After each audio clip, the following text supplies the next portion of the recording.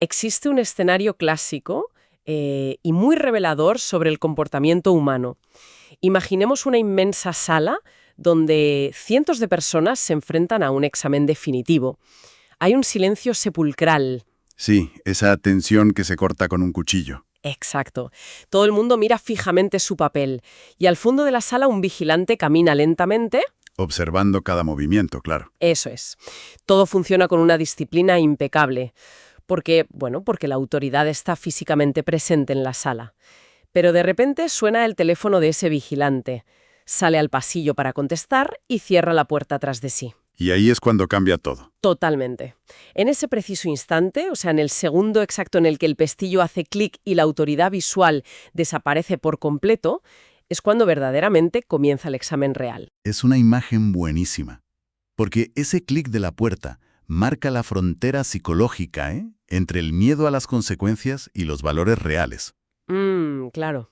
Es una escena que ilustra perfectamente la abismal diferencia entre lo que el ser humano hace por mera obligación externa y lo que demuestra ser cuando el entorno se queda sin supervisión. Pues esa dinámica de la sala de exámenes es el hilo conductor perfecto para la inmersión profunda que nos ocupa hoy.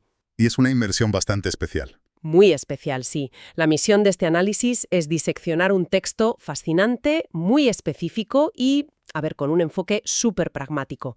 Estamos hablando del capítulo 8 del libro Hargar Se Exainik, escrito por Sayed Abdul Hakim. Un autor que pone el dedo en la llaga desde luego. Totalmente. Y el objetivo es extraer de estas páginas una solución sorprendentemente práctica a la crisis global de la seguridad vial. Porque, no se trata de un análisis de normativas súper pesadas ni de presupuestos millonarios para infraestructuras. No, qué va, para nada. Es un texto que aborda la seguridad en las carreteras no como un problema de ingeniería civil o de código penal, sino casi como un tratado profundo sobre sociología y psicología humana. Es que el enfoque es otro. Claro. Fíjate que el título del libro se traduce del hindi como un soldado de cada hogar. Y este capítulo 8 en concreto, funciona como el núcleo duro de toda la obra. Como la esencia, ¿no? Exacto, destila toda la filosofía del autor en un plan de acción directo. Porque responde a una disyuntiva muy clara. O sea, si la sociedad sabe perfectamente cuáles son los riesgos en el asfalto y las estadísticas de siniestralidad son públicas y todos las conocemos, ¿por qué fallan las campañas de concienciación tradicionales? Esa es la gran pregunta. Y sobre todo, ¿qué mecanismo diferente podemos utilizar para cambiar la cultura desde la base? Pues la propuesta de Abdul Hakim da un giro de 180 grados a la narrativa habitual. Su solución para cambiar la cultura de todo un país empieza literalmente en la puerta de las casas. En el recibidor casi. Sí, requiere un cambio de mentalidad completamente distinto. No exige actos dignos de una película de acción, sino algo que la psicología demuestra que es muchísimo más complejo. ¿Qué es la consistencia? Exacto, mantener la consistencia moral cuando nadie está mirando. Pero, para entender este cambio cultural a gran escala, primero necesitamos perfilar muy bien al protagonista de esta revolución. Y aquí es donde el autor introduce un término central que vertebra todo el capítulo, que es la palabra Sainik. Sainik, vale. Sí, en muchos idiomas y culturas del sur de Asia, Sainik se traduce directamente como soldado. Es el protector en la frontera, la persona que, asume un deber solemne hacia su nación. Ya, pero claro. Sin embargo, Hakim rescata esta palabra, que está cargadísima de connotaciones militares y de sacrificio extremo, y la reubica en el contexto civil más cotidiano posible. O sea, pide la adopción de una identidad de protector doméstico. Eso es. Pero vamos a desgranar esto un momento, porque al leer esa parte del texto surge una disonancia evidente. O sea, la palabra soldado evoca inevitablemente un conflicto enorme, trincheras, un peligro letal, intervenciones heroicas. Películas de guerra, básicamente. Exacto.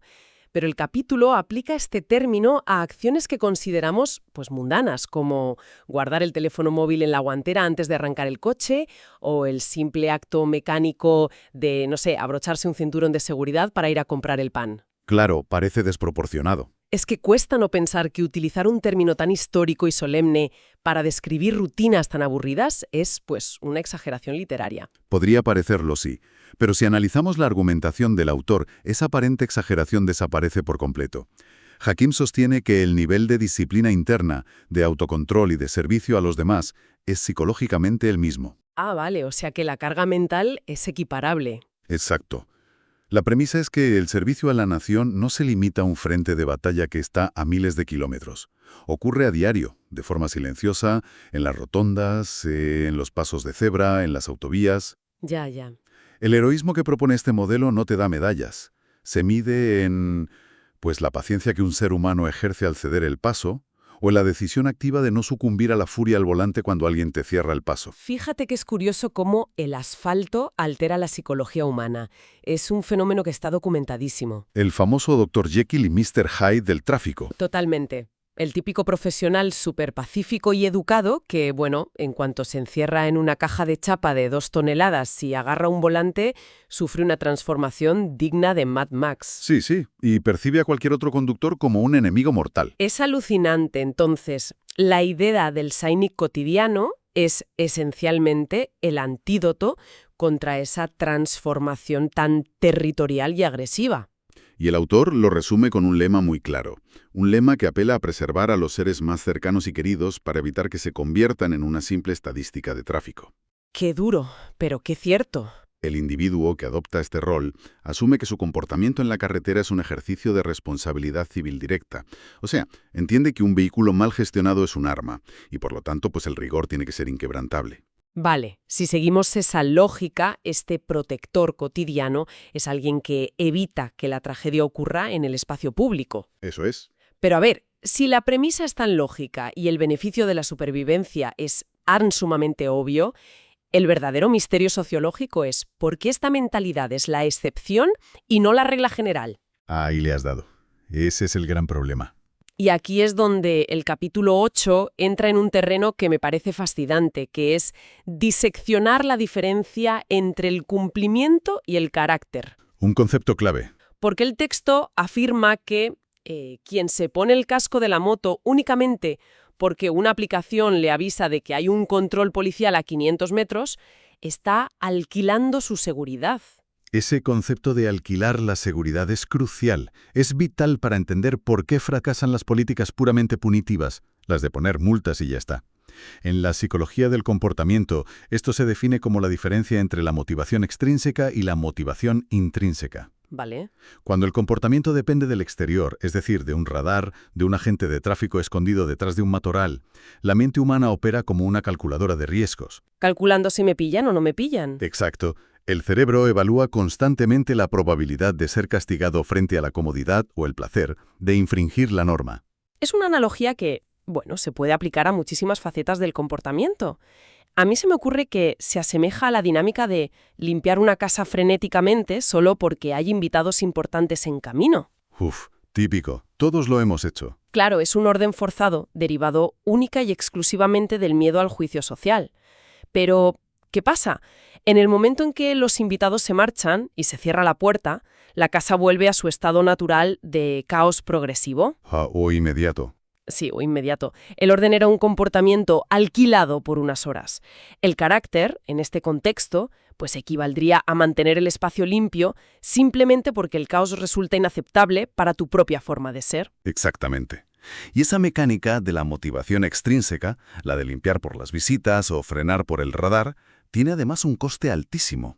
¿En qué sentido? Pues ese cálculo constante sobre si hay cámaras o no genera lo que en psicología cognitiva se llama carga mental. El cerebro gasta energía negociando con las reglas constantemente. Ah, claro, estás siempre en alerta. Exacto. Y el salto cualitativo hacia el carácter elimina de raíz esa negociación. El Sainik interioriza la norma. El casco o el cinturón no se utilizan para evitar una sanción administrativa de 100 o 200 euros. Ni por los puntos del carné. Tampoco.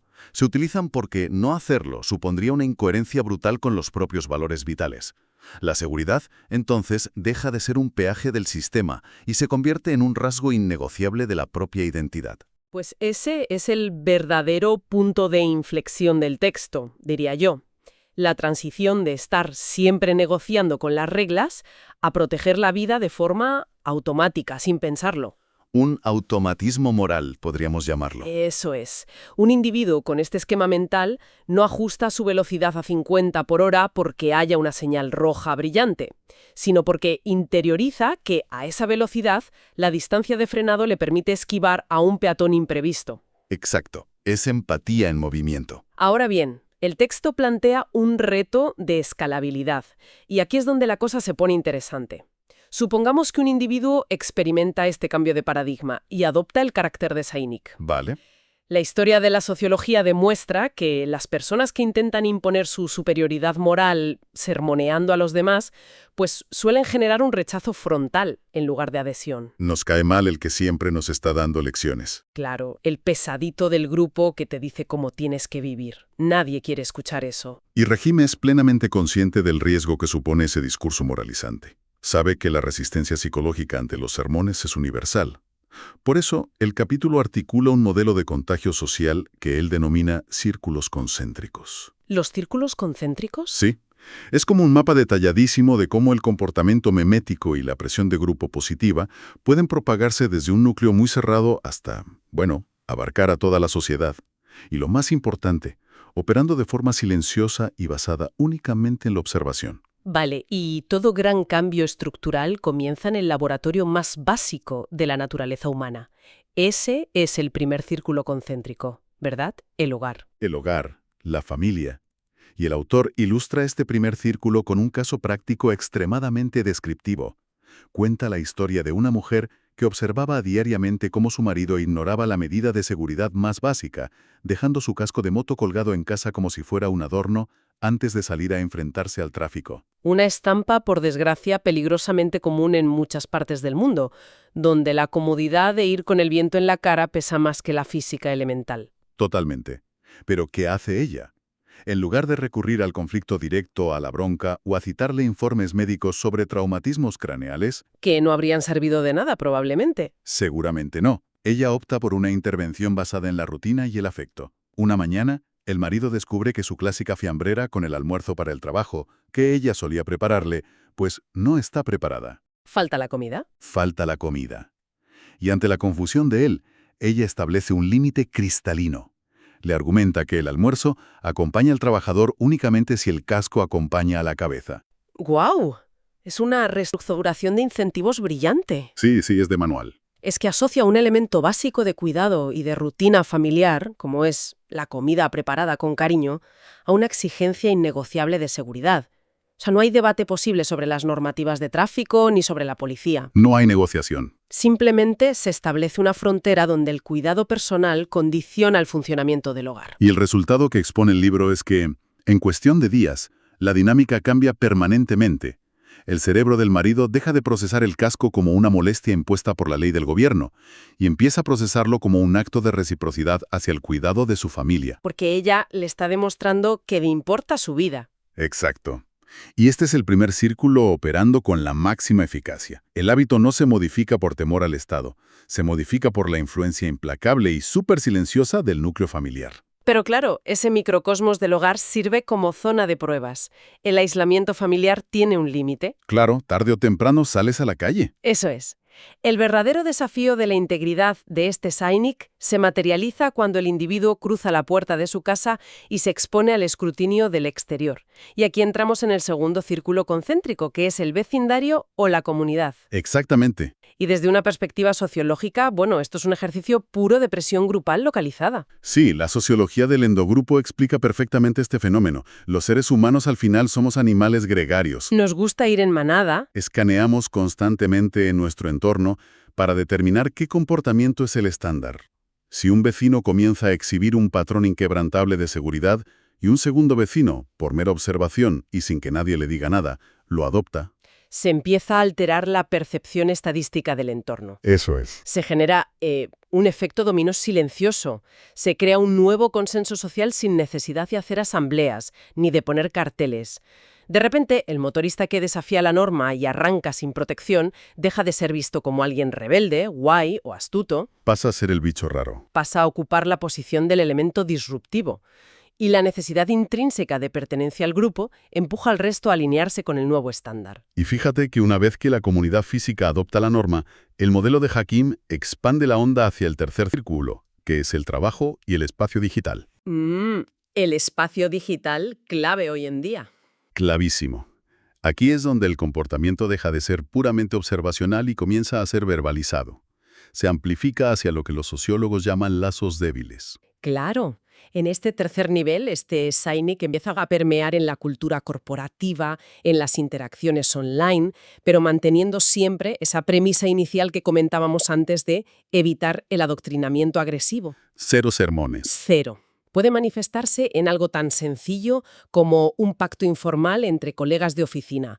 Oye, vamos a activar el modo no molestar en el móvil durante el trayecto de vuelta a casa, ¿no? Algo muy sutil. Sí, o mediante la publicación de una reflexión personal en redes sociales. Alguien que cuenta cómo un microsegundo de distracción al volante estuvo a punto de causarle un desastre. Compartiendo la vulnerabilidad, digamos, en lugar de exigir obediencia a los demás. Y esa es la amplificación del mindset. Este tipo de intervenciones desdramatizadas normalizan la conversación sobre la fragilidad de la vida en la carretera. Ya no es un tabú. Deja de serlo. Y la acumulación de todas estas interacciones en el primer, segundo y tercer círculo culmina, inevitablemente, en el cuarto y último estadio, que es la cultura. Se alcanza la masa crítica. Lo que se suele llamar el cambio de la ventana de Overton, ¿no? Exacto. O sea, el cambio en la ventana de lo que la sociedad en su conjunto considera aceptable o inaceptable. Exactamente. El objetivo final de toda esta secuencia de círculos concéntricos es que ciertas actitudes temerarias se vuelvan culturalmente radioactivas. Radioactivas, me gusta esa palabra. Es que es así. De la misma forma que hoy en día, encender un cigarrillo en un vuelo comercial o dentro de un restaurante cerrado se percibe como una aberración social inaceptable, el de repudio colectivo. Y no por miedo a que un radar te pille, sino porque la cultura lo ha expulsado de su catálogo de comportamientos tolerables. Fíjate que lo más liberador de este marco de círculos concéntricos es que atomiza la inmensidad del problema. Lo hace manejable. Eso es. Nadie tiene que cargar con el peso de transformar las estadísticas nacionales de siniestralidad.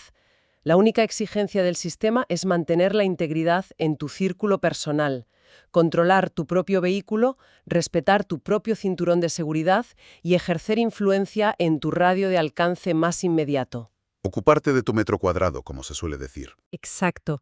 Y esto conecta directamente con la conclusión más contundente del capítulo 8, que, abandona ya la teoría sociológica para adentrarse en la cruda aritmética de la realidad. Sí, porque el autor cierra su argumentación aterrizando todos estos conceptos de una manera bastante drástica. Subraya que la adopción de esta identidad Seinik no depende de la burocracia en absoluto. No hay que rellenar formularios. ¿Qué va? No requiere registrarse en fundaciones, ni esperar subvenciones del Estado, ni depender de los ciclos políticos de turno. Es una soberanía que pertenece íntegra y exclusivamente a cada núcleo familiar. El texto afirma que la métrica definitiva detrás de este cambio cultural es aritmética pura y dura. Y es una matemática implacable, que no deja ningún margen para el debate. O sea, la ecuación que subyace es que cada decisión basada en el carácter y no en el mero cumplimiento de la norma se traduce en una probabilidad muchísimo mayor de supervivencia. Así de simple. Una vida preservada en la carretera equivale a una estructura familiar que se mantiene intacta. Es evitar ese impacto devastador, multigeneracional, que supone dejar una silla permanentemente vacía en la mesa. Y a nivel macroeconómico y social, el autor argumenta que una red de familias intactas configura por defecto una nación estructuralmente más resiliente, más fuerte. Claro, es que todo suma. La pérdida masiva de vidas en accidentes de tráfico, no es solo una tragedia emocional incalculable, que lo es, evidentemente. Es que es una hemorragia constante del talento, del capital humano y del tejido conectivo de cualquier país. Al detener esa sangría desde la base, desde cada hogar, la sociedad en su conjunto se fortalece. Pues hay un aspecto de esta filosofía que resulta particularmente incómodo, en el buen sentido para la mentalidad moderna en la que vivimos. Cuenta. Porque vivimos en una era donde externalizar la culpa es como un mecanismo de defensa que viene por defecto. Totalmente. Siempre es culpa de otro. Resulta inmensamente cómodo y hasta catártico, te diría, responsabilizar de las tragedias viales a factores puramente externos, que si la deficiente iluminación pública, que si el diseño obsoleto de las rotondas. La falta de inversión en el asfaltado. Sí, o incluso echamos la culpa al estrés sistémico de la vida urbana. Es que voy estresado, decimos. Pero el capítulo 8 actúa como un espejo implacable que devuelve absolutamente toda esa responsabilidad al asiento del conductor. Y eliminar el chivo expiatorio institucional, o sea, dejar de culpar siempre a los de arriba, es un paso absolutamente necesario hacia la madurez cívica. Ojo, que no se les exime de culpa, ¿no? No, no, para nada. Hakim no niega que las infraestructuras deban mejorar o que los gobiernos tengan obligaciones ineludibles. Obviamente las tienen. Sin embargo, lo que recalca es que en el momento en que un individuo toma el control de una máquina que pesa toneladas y es capaz de generar fuerzas letales, la variable determinante es humana. Eres tú con el volante. Exacto. La revolución preventiva no se gesta en los despachos ministeriales, se gesta en la calma del hogar justo antes de girar la llave de contacto. ¿Es esa determinación interna de valorar la integridad física de los desconocidos que comparten la carretera contigo por encima del impulso efímero de consultar una notificación de WhatsApp, por ejemplo? Esa es la batalla diaria del Sainik. Pues ese nivel de atención plena y respeto por el entorno es el núcleo de este análisis profundo. A lo largo de esta inmersión en el capítulo 8 de Harse ex Sainik, hemos desgranado los pilares de este cambio de paradigma. Hemos diseccionado la redefinición del Sainik que, transforma esa idea de un protector armado en la frontera en la figura civil de alguien que blinda la seguridad en las calles cotidianas. Un héroe de andar por casa. Eso es. Y hemos analizado ese mecanismo psicológico tan potente que supone abandonar la mentalidad del cumplimiento extrínseco. Esa mentalidad que simplemente alquila la seguridad por miedo a las consecuencias. Para abrazar un carácter donde la precaución es, pues, un valor intrínseco que no requiere que nadie te supervise. Exacto. Además, hemos trazado el mapa de expansión a través de los famosos círculos concéntricos, como la firmeza compasiva en el entorno doméstico. La anécdota de la fiambrera y el casco. Buenísima. Sí, maravillosa. Cómo eso genera una reacción en cadena que, poco a poco, altera la percepción del vecindario, se infiltra en las dinámicas del espacio de trabajo, en las redes digitales y culmina forzando una reescritura completa del código cultural sobre lo que consideramos un comportamiento aceptable en sociedad. Es un efecto dominó imparable si se hace bien. Porque la física del movimiento y la cinética de los vehículos no negocian con nadie. No entienden de atenuantes ni aceptan justificaciones a posteriori. Lo único que se interpone entre la rutina diaria y el azar destructivo es ese escudo invisible que conforma el comportamiento humano previo al impacto. Y todo esto plantea una reflexión final que, si lo pensamos bien, trasciende por completo el ámbito exclusivo de las carreteras y el asfalto. El concepto de mantener la integridad moral en un vacío absoluto de autoridad. Esa es la clave de todo. Es que si analizamos en profundidad esta capacidad de actuar correctamente cuando nadie nos supervisa, cuando no hay cámaras grabando, ni recompensas inmediatas, ni castigos, nos encontramos ante un músculo ético muy particular. Y surge una duda provocativa sobre nuestro futuro inmediato. A ver, ¿qué nos planteas para terminar? Pues si nos paramos a pensar, ¿podría ser esta mentalidad de Sainik? O sea, esta resistencia a aprovecharnos del anonimato y de la falta de vigilancia, la pieza exacta que falta para resolver otras crisis contemporáneas que adolecen del mismo vacío de autoridad. Es una gran pregunta. Pensemos en la toxicidad y el caos de los espacios digitales, en las redes sociales, o en la degradación lenta pero constante del medio ambiente por nuestras pequeñas acciones diarias. Al final del día, el comportamiento anónimo detrás de un volante a medianoche y el comportamiento anónimo detrás de un teclado en Internet podrían ser, en esencia, exactamente el mismo examen. Totalmente. Y la gran incógnita para llevarnos a casa es cuántos de nosotros aprueban realmente cuando la puerta se cierra y el vigilante desaparece.